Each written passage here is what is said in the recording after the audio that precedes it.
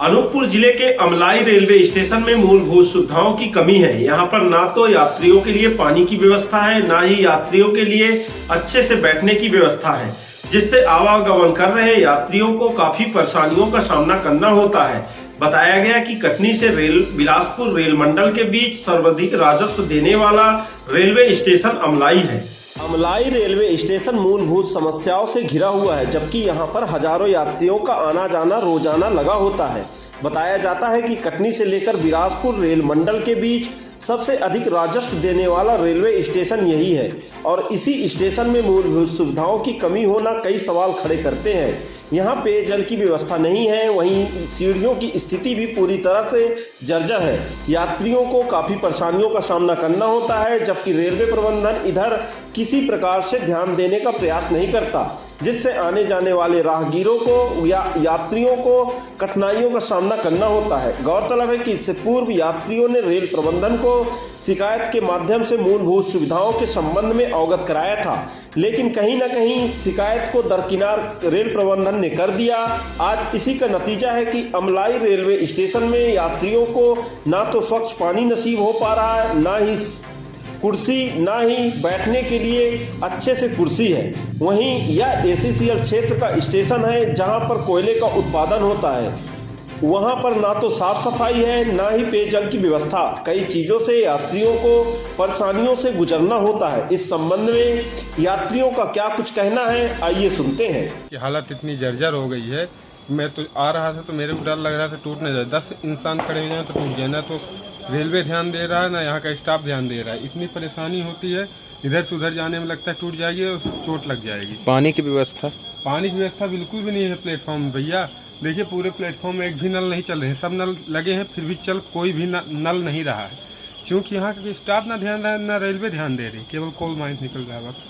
क्या नाम है आपका? हमारा नाम आचार्य व्योम शास्त्री। गौरतलब है कि अमलाई स्टेशन से दूर दराज के भी यात्री यहां पर आते हैं। वहीं कालरी क्षेत्र होने के कारण दूर दराज व अन्य राज्यों के लोग यहां पर रहते हैं, वह रोजाना यहां से अपना आवागमन करते हैं। लेकिन अगर इस प्रकार से रेलवे स्टेशन पर समस्या है, जहां पर मूलभूत सुविधाएं नहीं है, नल तो यहां पर जरूर है, पर नलों से पानी भी निकलता दिखाई नहीं देता, जिससे यात्री काफी परेशान होते हैं। यात्रियों का कहना है कि जो स्टेशन पर पंखे लगे हैं वह कभी चलते हैं, वह कभी चलते भी नहीं, जिससे यात्रियों को गर्मी में ही सफर करना होता है। बताया जाता है कि यात्रियों के द्वारा लगातार रेल प्रबंधन को इस असुविधा के बारे में अवगत भी कराया गया, लेकिन कहीं न कहीं रेल प्रबंधन ने यात्रियों के असुविधाओं को लेकर ध्यान देना उचित नहीं समझा। आज इसी का नतीजा है कि अमलाई रेलवे स्टेशन में कहीं न कहीं समस्या बनी हुई है। बताया जाता है कि अमलाई रेलवे स्टेशन के समीप ही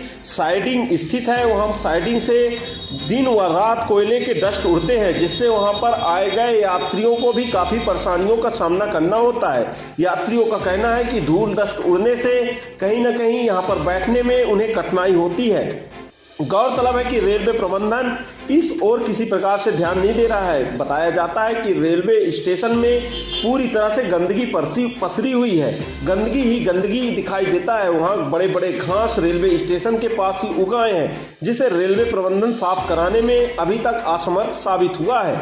यात्रियों का कहना है कि अगर इसी प्रकार से समस्या रही तो अब निश्चित ही अमलाई रेलवे स्टेशन से उन्हें अपना आवागमन बंद करना होगा, जिससे रेल प्रबंधन को काफी नुकसान होगा। बताया जाता है कि यहाँ पर दर्जनों कोयले के खदान संचालित है और दर्जनों कोयले के खदानों में अन्य राज्य से आए मजदूर व ऑफिसर अधिकारी भी कार्यरत है, जिससे आने जाने के लिए अधिकतर वह रेलवे का ही सहारा लेते हैं। वह रेलवे का ही सहारा लेकर उन्हें आना जाना होता है, जिससे वह रेलवे स्टेशन पूर्व में ही पहुँच जाते हैं। यात्रियों का कहना है कि जब हम पूर्व में पहुंच जाते हैं, लेकिन रेलवे स्टेशन पर मूलभूत सुविधाएं न होने के कारण कहीं न कहीं परेशानियों का सामना करना होता है।